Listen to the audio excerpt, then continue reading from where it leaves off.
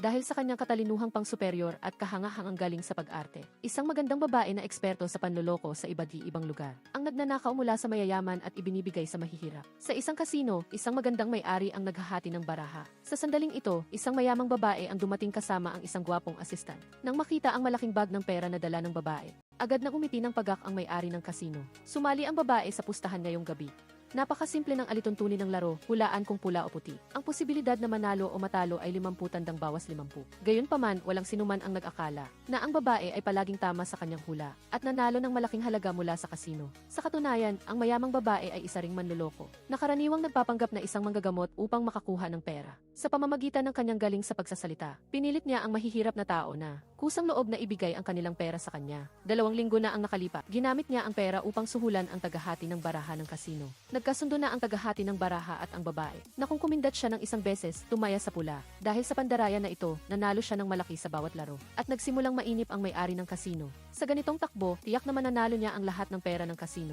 Kaya, nagtakda ang may-ari ng isang alituntunin na humihiling sa babae na laruin ang huling laro at ang maghahati ng baraha sa pagkakataong ito ay siya mismo. Naghubad ang may-ari ng kanyang panlabas na jacket na nagbubunyag ng kanyang hubad na likod na may magandang tatoo at umupo ng may karisma sa mesa ng pustahan at nagsimulang paikutin ang ruleta. Habang nag-aalala ang babae, ang tagahati ng baraha na sinuhulan niya ay palihim na kumindat sa kanya. Naunawaan ang ibig sabihin nito, nagpasya siyang itaya ang lahat ng kanyang pera sa pula. Kalmadong kumilos ang may-ari ng kasino, at matapang na itinaya ang lahat ng pera ng kasino sa kabilang panig. Nang oras na upang ibunyag ang resulta, binaligtad ng may-ari ang ruleta at agad na nagulat. Hindi niya inaasahan na tama ang hula ng kanyang kalaban.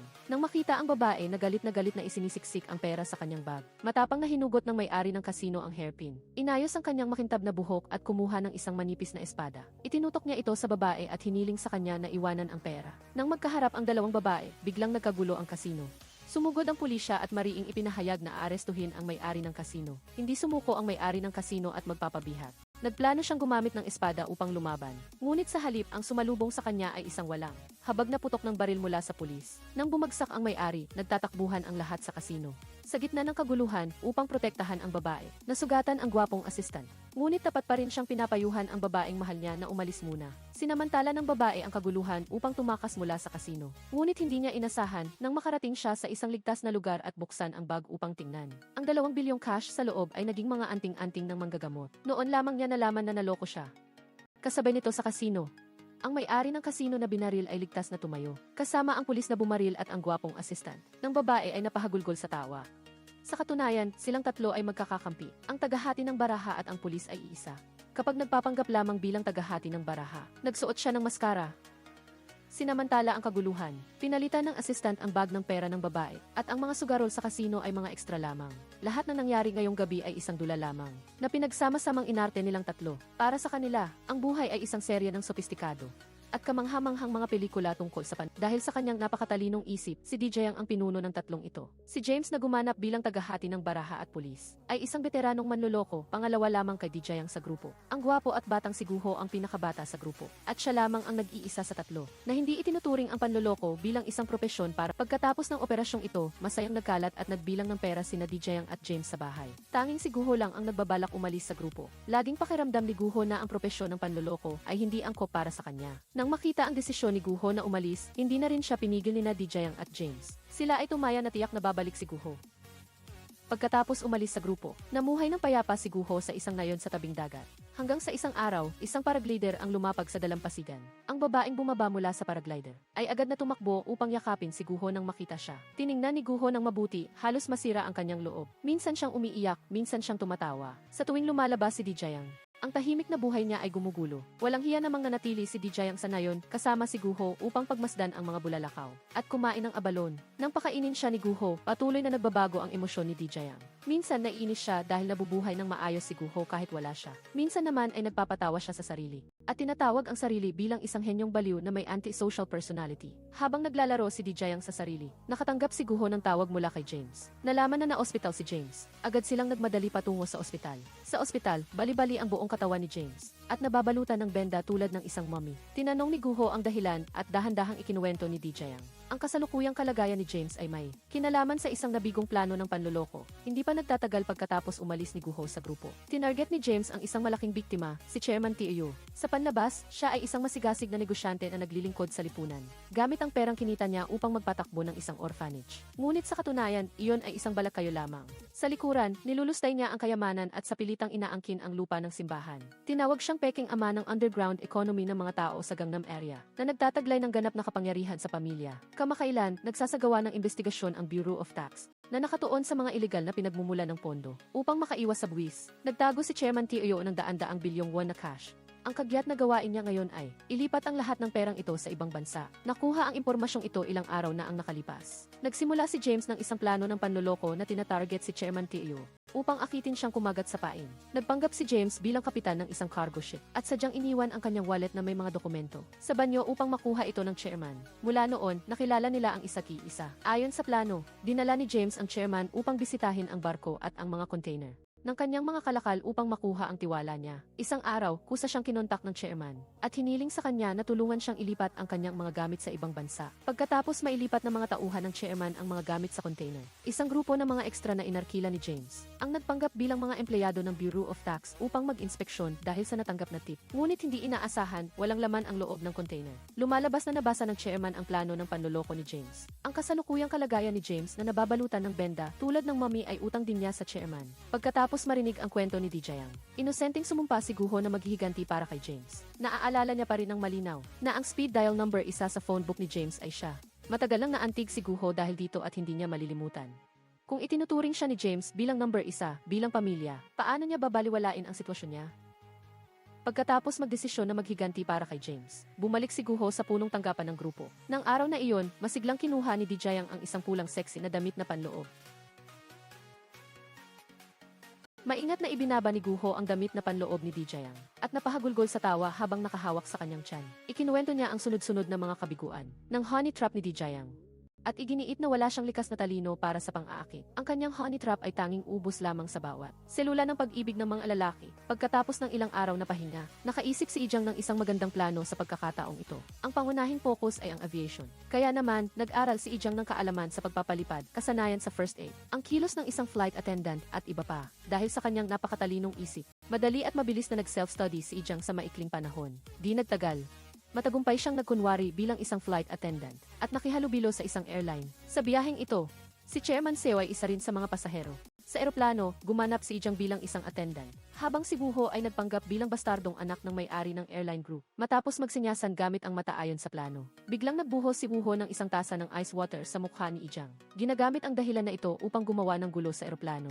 Ang layunin ay para mapansin ni Chairman Seo ang presensya ng mayamang batang lalaki. Pagkababa sa eroplano, napansin ni Chairman Seo na maling maleta ang nakuha niya. Ang loob ng maletang nasa harapan niya ay puno ng cash. Ito rin ay isang setup ni na Ijang at Wuho. Sadyang pinakuha ni Ijang ang maling maleta ni Wuho sa luggage carousel. Sa gabi, ibinalik ni Chairman Seo ang maleta kay Ijang ng buo. Kinuha ni Ijang ang pagkakataon na ito upang makipagkaibigan sa matanda. Habang umiinom, sadyang inihayag niya na si Wuho ay ang bastardong anak ng may-ari ng airline. Naintindihan ni Chairman Seo ang intensyon at agad na gumawa ng dahilan upang mag-second round at dinala si Ijang sa isang nightclub. Si Wuho ay nandoon, nagpapanggap bilang isang mapaglarong at bastos na anak mayaman. Kinuha ni Chairman Seo ang pagkakataon na bugbugin si Wuho ng halos mamatay at tinanong siya at si Ijang kung paano sila nakapagdala ng maletang puno ng cash sa eroplano. Sasagot na sana si Wuho nang makita ng mga tauhan ni Chairman Seo ang isang video clip. Sa video ay ang totoong bastardong anak ng may-ari ng airline. Ang taong ito ay may natatanging tatoo sa balikat. Agad na nag-imbestiga si Chairman Seo at natuklasan na walang tatoo si Wuho.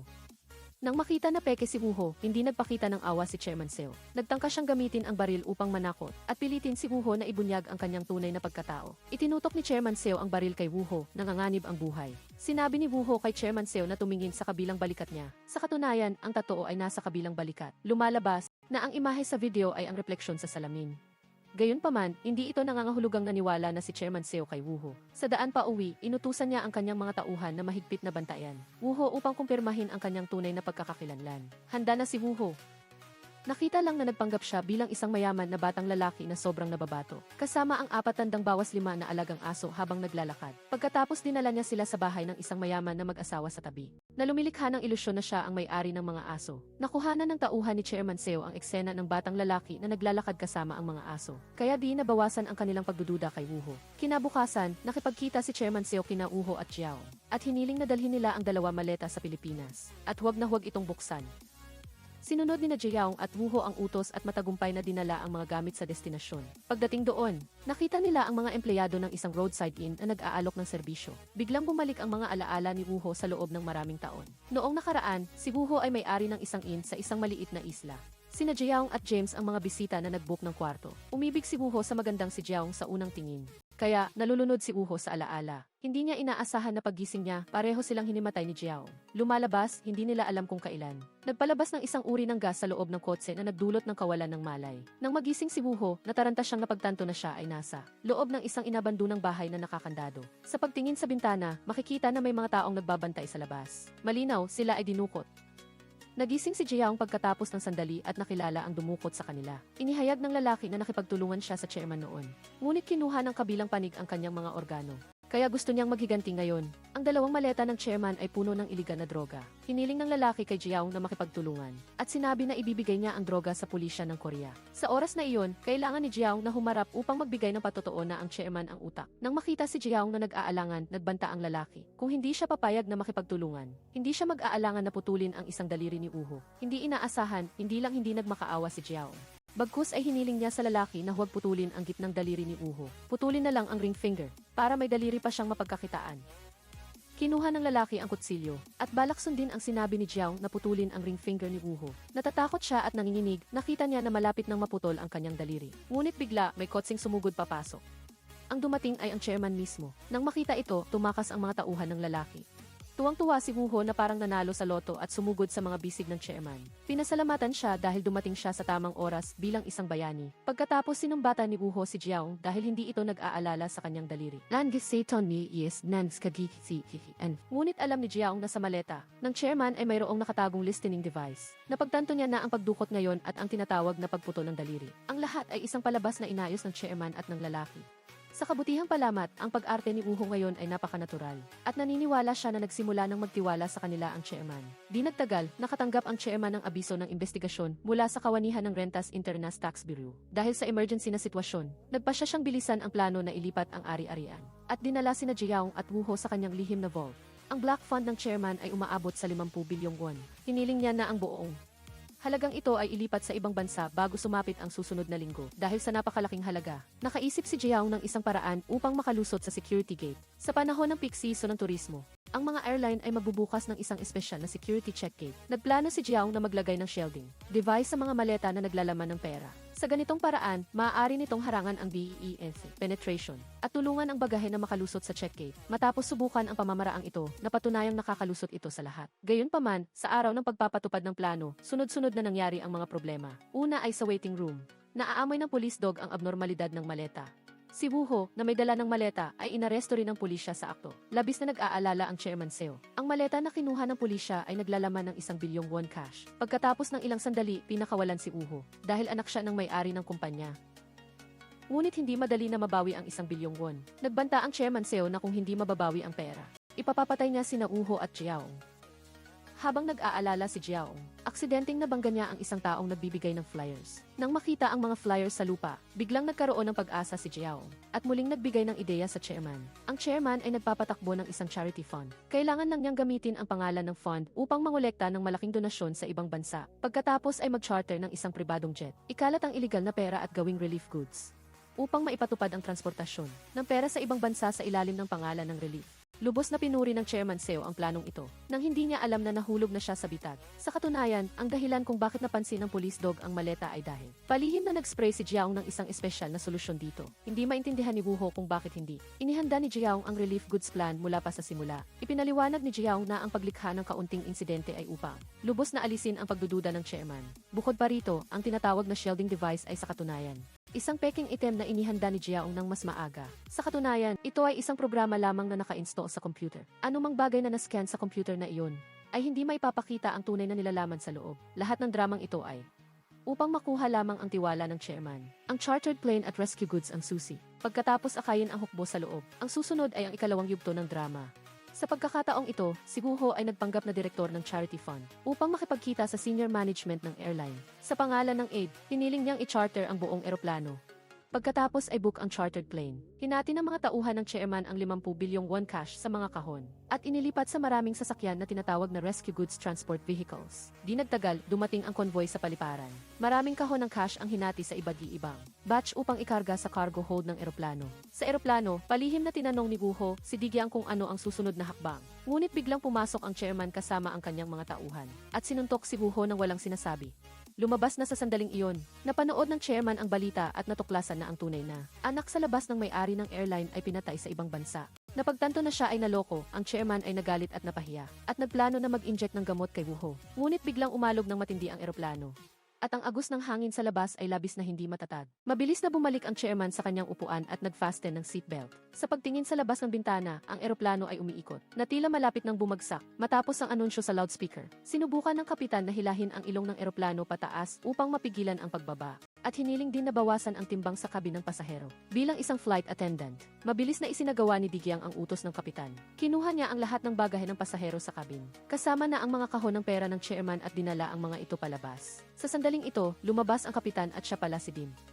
Nag-utos si Dim na humiling na bawasan ang pressure sa kabin. Agad na itinulak ni Digyang ang pinto ng eroplano at inihagis pababa ang bawat kahon ng pera ng chairman. Nang makita ang kanyang 50 bilyong won na itinapon lahat, halos mabaliw ang chairman. Kinuha ni Digyang ang pagkakataon na sabihan si Guho na kunin ang life jacket. Sa galit na mood, isinuot ng chairman ang life jacket at sa paniniwalang mababawi ang 50 bilyong won, tumalon siya ng walang pag-aalinlangan. Sa huli, lumapag siya sa isang sandbar. Sa kabutihang palad, ang mga kahon ng pera ay malapit doon. Habang nagagalak ang chairman dahil nahanap na niya ang 50 bilyong won na tuklasan niyang ganap na blankong papel ang laman ng mga kahon. Lumabas na pagkatapos madala ang mga kahon ng pera sa cargo hold. Maaga pa lang, si Dim na nagpapanggap na kapitan ay pinalitan na ang lahat. Ngayon, ang 50 bilyon ng chairman ay nailipat na ng 3 Digyang sa kanilang bahay. Nagbukas ng tsampag si Digyang at Dim upang magsaya. Si Guho lamang ang nagsimulang malito kung ano ang totoo at kung ano ang peke. Ipinaliwanag ni Digyang na totoo ang pagpapanggap ni Dim bilang kapitan upang lapitan ang chairman. Ngunit pagkatapos mapagtantong mahirap makuha ang tiwala nito, pinili ni Dim na umatras. Ang kwento na binugbog siya ng chairman ay peke. Ang katotohanan ay nang makita nilang nagdududa ang chairman at hindi na nakikipag-ugnayan. Nagpasya ang dalawa na baguhin ang plano at isali si Guho. Ang dahilan ay dahil ang pagiging sinsero at inosente ni Guho ay maaaring magpababa ng pagbabantay ng chairman. Bago simulan ang plano sa eroplano, lubusang naghanda si Digyang. Maaga pa lang ay kinakalkula na niya ang pressure at ang sitwasyon ng pagbaba ng pressure sa kabin. Tinitiyak na maisasakatuparan ang plano sa ilalim ng ligtas na kondisyon. Hindi rin nagpahinga si Dim, peke ang kwento ng bali ng buto. Habang nagpapanggap na nakaratay sa kama, pinalsipikan ni Dim ang mga dokumento ng tax office at nagmadaling makipag-ugnayan sa mga koneksyon. Tulad ng isang dating nakababatang kapatid na nagpanggap bilang tagakuha ng litrato ng chairman. Bukod sa pagtatago ng malaking bahagi ng iligal na pera na nakuha, nag-abuloy din ang 3 Digyang ng isang bahagi sa ilalim ng anonymous na porma sa simbahan na inagawa ng lupa ng chairman. Kasabay nito, batay sa sapat na ebidensya, isinumbong nila ang masamang chairman na humantong sa kanyang pagkakakulong. Matapos ang lahat, itinago ni Digyang kina Dim at Guho at nag-iisang pumunta sa isang lihim na silid kung saan may chessboard. Ang chessboard sa harap niya ay naugnay sa isang lumang kwento mula 25 taon na ang nakakaraan. Maraming taon na ang nakalipas, inayos ang batang si Digyang upang maglaro ng chess. Kasama ang isang grupo ng mga tao na nakasuot ng itim at may maskara. Para kay Digyang, ang mga misteryosong taong nakaitim ay isang nakakatakot na alaala. At ngayon bukod sa chessboard, mayroon ding balita tungkol sa isang pagkidnap sa harap ni Digyang. At ang sentro ng balitang iyon ay si Guho. Sa isang party, isang magandang babae ang nagsisikap na makipaglandian sa sikat na pintor sa harap niya. Ang pagnanasa ng pintor ay nag-aapoy. Ngunit hindi niya alam na maaga pa lang ay nahulog na siya sa bitag na inihanda niya. 3 buwan na ang nakakaraan, si Guho, isang miyembro ng scam group, ay nakaranas ng isang bagay. Noong araw na iyon, ang may-ari ng boarding house na kakilala niya ay nakipag-ugnayan kay Guho. Humihiling sa kanyang pumunta upang tingnan ang sitwasyon dahil ang kanyang anak ay hindi na nakikipag-ugnayan sa bahay sa loob ng ilang araw. Sa gabing iyon din, naaksidente ang babae at dinala sa ospital. Bagamat hindi naman malala ang sugat, tila may napakatinding nangyari sa babae. At nanatili siyang tahimik at hindi umimik. Kaya, pinuntahan ni Guho ang silid kung saan mag-isang nakatira ang babae. Siya ay isang estudyante ng art, at ang mga slogan na nakadikit sa dingding ay sapat na upang patunayan na ginagawa ng babae ang lahat para sa kanyang pangarap. Napansin ni Guho ang isang diary. Pagkatapos basahin ito, nalaman niya ang kakilakilabot na karanasan na dinanas ng babae. Ang karanasang ito ay may kaugnayan sa isang lalaking nagngangalang Mung Han. Ang lalaking ito ay isang sikat na art critic sa buong bansa, na may matalas na mata sa mundo ng sining, at mabilis na makikilala ang mga kalakasan, kahinaan, at ang totoo o peke sa isang painting. Sa nakalipas na ilang taon, salamat sa pagmamanipula ng media, sumikat ng husto ang pangalan niya. Kalahating taon na ang nakalipas, dumating si Mung Han sa universidad bilang isang visiting professor at nakilala ang babaeng nagngangalang Boza. Gayunpaman, ang Mung Han na ito ay maganda lamang sa panlabas, ngunit bulok sa loob. Sa labas ay isang artista, ngunit sa katunayan ay isang hayop. Sa ilalim ng pagkukunwari ng pagtuturo kay Boza sa pagpipili, paulit-ulit na ginulo ni Mung Han ang babae na tumataas ang pagiging labis. Gayunpaman, paulit-ulit na ginulo ni Mung Han ang babae na tumataas ang pagiging labis.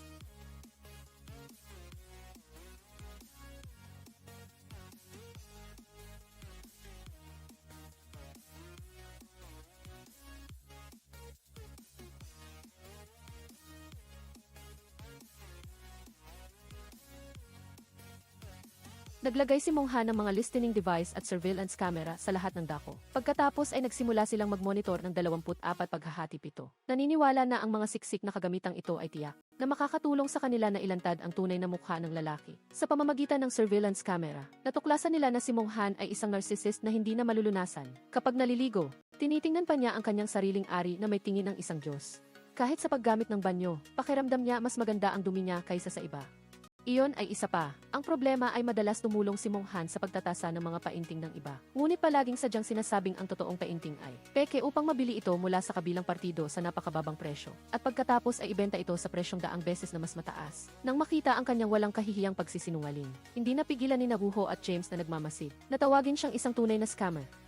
Bukod sa pandaraya ng natuklasan din ng dalawa na si Mung Han ay sangkot sa illegal na pagbili at pagbebenta ng cultural heritage. Ang mga kilos niya ay lumampas na sa karaniwang saklaw ng pandaraya. Habang abala ang dalawang lalaki sa pagsubaybay, si Zizang sa bahay ay mag-isang naghanap ng iba't ibang paraan upang maglibang. Ngunit nakita niyang nakakabagot at nawala ng interes ang lahat. Sa huli, nagpasya siyang pumunta sa bookstore upang maghanap ng mga aklat na may kaugnayan kay Mung Han at sa kanyang talento sa sobrang bilis na pagkuha ng kaalaman sa maikling panahon. Na-memorize ni Zizang ang profile ng lalaki at natuklasan na ang pinakamalaking kalakasan ni Mung Han ay ang magkritike. Talakayin ang mga kilalang kwadro at tuklasin ang mga bagong talento. Sa sandaling iyon, ang mata ni Zizang ay napako sa isang pintura na natuklasan ni Mung Han na naglalarawan ng isang misteryosong taong nakasuot ng itim. Sa sandaling iyon, hindi malilimutan ni Zizang na ang kanyang pagkabatas ay may malalim na kaugnayan sa kwadro na ito. Para imbestigahan ang sikreto sa likod ng obra, determinadong sumali si Zizang sa grupo. Nagulat si Nayeom at Guho ng kanilang pagsubaybay kay Zizang. Maraming araw ng pagsubaybay ang nagpatunay na ginagamit ni Mung Han ang mga sining upang magtaas ng iligal na itim na pondo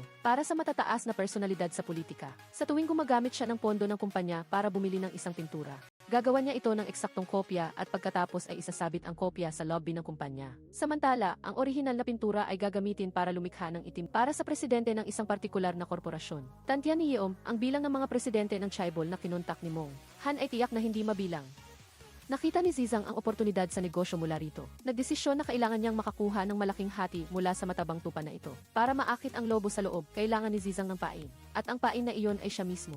Nagkataon, nag-host si Mung Han ng isang auction para sa mga sining ngayong araw.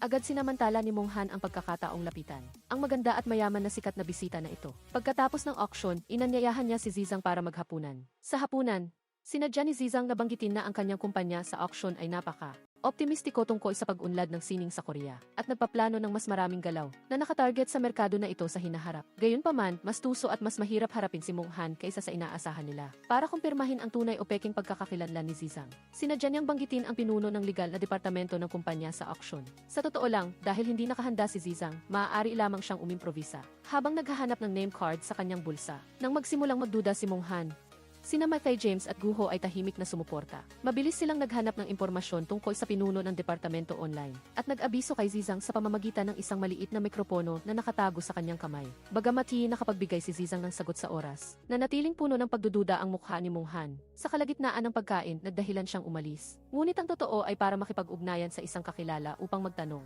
Sa kabutihang palad, inihanda na ni Zizang ang mga pangunahing impormasyon at ang iskedul na kanyang sinabi ay ganap na nagkataon. Sa nalaman ni Mung Han, Sa sandaling ito, tinantya ni Mong Han na pansamantalang isinantabi na niya ang mga pagdududa tungkol sa babae sa kanyang harapan. Nang mapagtanto na kumagat na ang isda sa pain, agad sinira ni Zizang ang plano at patuloy na nagbigay ng mga mapang-akit na pahiwatig kay Mong Han at sinimulan ang honey trap na matagal na niyang inaasam. Tunay ngang nakagat si Mong Han sa pain. Pagkatapos ng hapunan, kusa siyang pinigilan si Zizang nang maghahanda na itong umalis at binigyan siya ng imbitasyon para sa isang charitable auction. Umasa siyang darating si Zizang. Hindi nagtagal, naganap ang charitable auction at tinanggap ni Zizang ang imbitasyon. Sa auction, nagpanggap si Yeom bilang isang mang-aawit na nagpasigla sa kapaligiran sa sayawan at nagbigay ng pagkakataon kay Zizang na makasayaw si Mong Han. Habang sumasayaw, ginamit ni Zizang ang kanyang mapang-akit na tingin at kaakit-akit na hininga upang maakit ang lalaking nasa harapan niya. Tunay ngang hindi napigilan ni Mong Han ang tukso at dinala niya si Zizang sa kanyang opisina. Sinamantala ang pagkakataon, si Guho bilang isang waiter ay nakuha ang baso na ininuman ni Mong Han at matagumpay na nakuha ang fingerprint dito. Sa opisina, gumamit si Zizang ng mapaglarong tono upang maglaro sa lalaking nasa harapan niya. Bagamat nag-alab na ang pagnanasa ni Mong Han, hindi pa rin niya nakalimutan na ilagay ang file ng komisyon sa safe. Sa likuran, tahimik na itinuro ni Digyang ang bag na may sensor device patungo sa safe. Sa dilim, madali namang nakuha ni Guho ang password. Pagkatapos magtagumpay ni Guho, nagpatuloy si Digyang sa pag-akit at sumandal sa dibdib ni Mong Han at nagdahilan upang ilabas ito. Agad namang sumabay si Guho at ginamit ang fingerprint na nakuha upang buksan ang pintuan ng opisina at hanapin ang safe para pahabain ang oras para kay Guho. Hindi nakalimutan ni Diggy ang naligawan si Mong Han sa labas. Ngunit, isang bigla ang busina ng sasakyan ang nagpagulat kay Mong Han at nagpahayag sa kanya ng sumisinag na ilaw ng flashlight sa loob ng opisina. Agad na inutusan ni Mong Han ang guard na mag-inspeksyon. Kasabay nito, muling nag-usbong ang pagdududa kay Digyang sa kanyang puso. Pagkatapos ng auction, nagsimula na naman si Digyang ng isang bagong plano. Nag-makeup siya na kamukha ng sikat na artistang si Frida Kahlo at idineklara na mapapansin siya ni Mong Han.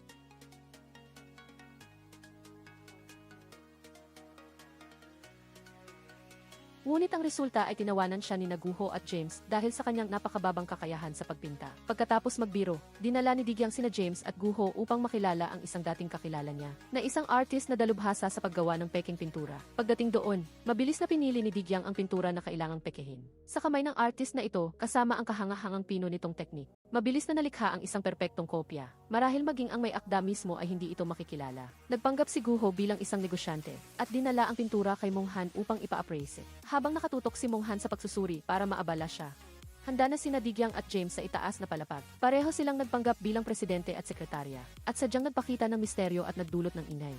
Sa kabutihang palad, sa pagkakataong ito, hindi talaga nakita ni Mong Han ang anumang abnormalidad sa pintura. Pagkatapos makita ang sertipiko ng pagiging orihinal ng pintura, at marinig ang kwento ni Guho tungkol sa pinagmulan nito, halata ang pagkasabik sa mga mata ni Mong Han. Kinumpirma niya na orihinal ang pintura at nais niya ring bumili nito sa malaking halaga. Tuwang-tuwa ang tatlong tao mula kay Digyang. Ngunit, sa kanilang pagbalik, nakita nilang inaresto ng pulisya ang artist na gumawa ng peking pintura para sa kanila. Bukod pa rito, tila natuklasan na rin si Digyang ni Mong Han sa kabilang kalsada.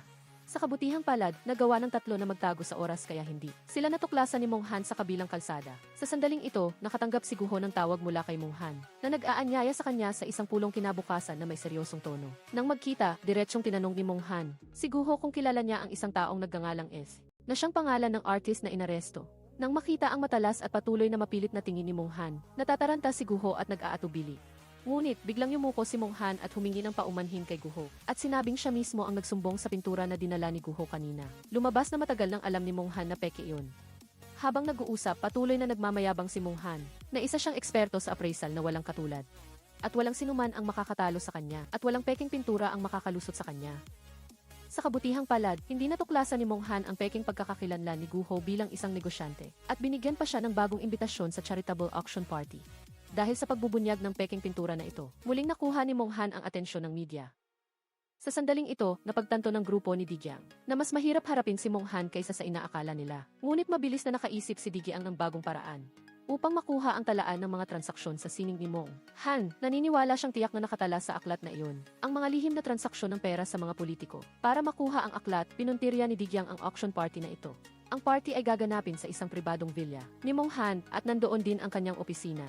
Kumbinsido si Digyang na ang aklat ay tiyak na nakatago doon. Sa araw ng party, dumalo sina Digyang at Guho gamit ang mga peking pagkakakilanlan. Sa labas, isang inanyayahang mang-aawit ang naghahanda ng pumasok. Ayon sa plano, nagpakita si Yeom bilang isang security guard at sinamantala ang pagkakataon na tulungan ang mang-aawit sa pagpasok. Kinuha niya ang imbitasyon mula sa lalaki at kaswal na pumasok sa party. Sa loob ng mansyon, nagaganap ang auction. Nagkaintindihan sina Jigang at Guho, at nagkunwaring nagtaas ng bid para mas makuha ang tiwala ni Munghan. Sa perpektong koordinasyon ng team, nakuha ni Guho ang password ng safe na naglalaman ng ledger. Sumunod, nagpanggap si Guho bilang isang waiter at nagdala ng alak na may pampatulog para sa tauhan sa Central Control Room. Matapos patulugin ang taong ito, pinadisable niya ang buong security camera system. Pagkatapos, ginamit niya ang fingerprint na nakuha niya para makapasok sa opisina ni Munghan.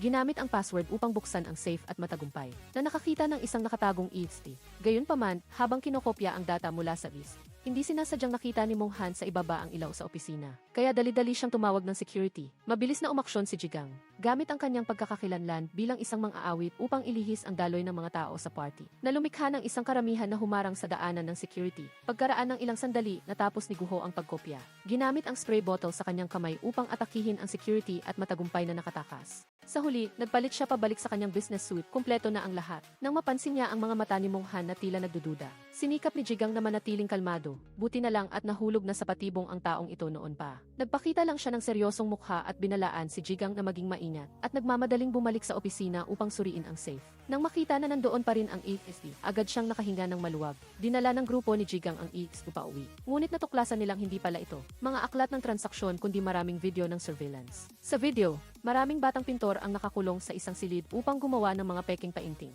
Kapag ang mga pintor na ito ay napagod, ang mga tauhan ni Munghan ay mag-i-inject sa kanila ng isang uri ng pampasiglang gamot na sinasamantala sila upang patuloy na gumawa ng mga peking painting. Kabilang sa mga batang pintor na ito, nakita ni Guho ang pangalang Boza. Lumalabas na ilang sandali ang nakalipas. Nakulong din si Boza dito at minanipula ni Munghan.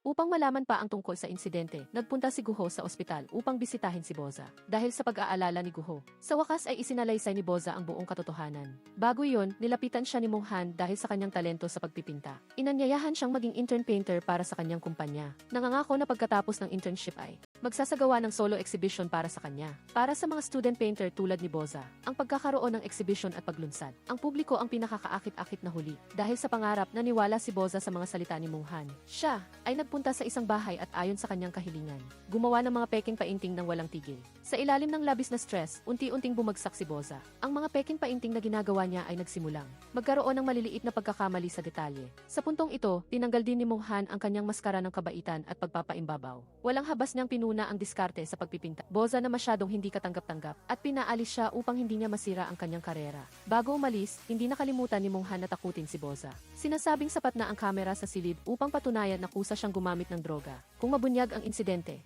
magiging isang adik si Boza na ikakahiya ng kanyang ina.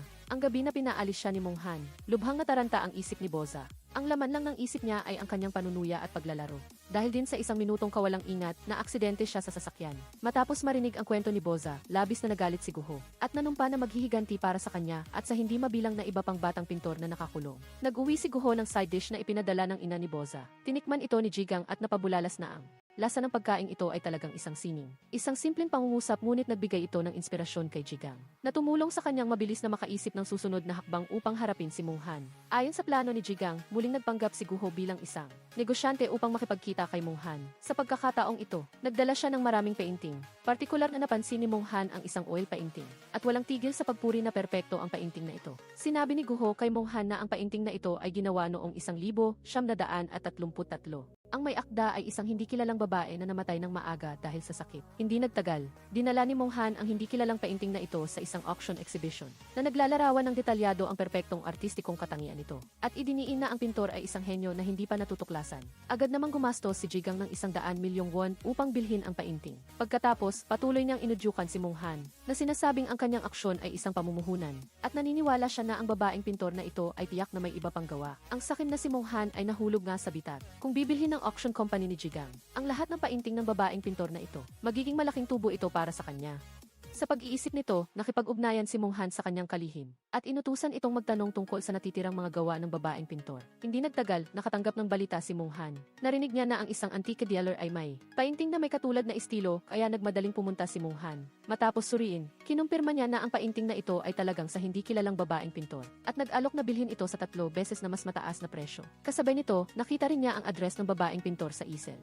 Ang address ay nasa isang rural na lugar, at ang sumalubong kay Munghan ay isang matandang lalaki. Ayon sa matandang lalaki, ang babaeng pintor ay ang kanyang namayapang tiyahin. Dinala ng matandang lalaki si Munghan sa bodega. kung saan maraming iba pang gawa ng babaeng pintor. Emosyonal na isinalaysay ng matandang lalaki ang kwento, na ang kanyang tiyahin ay ipinanganak sa mahirap na panahon. Ang pamilya ay mahirap at mahina ang kalusugan.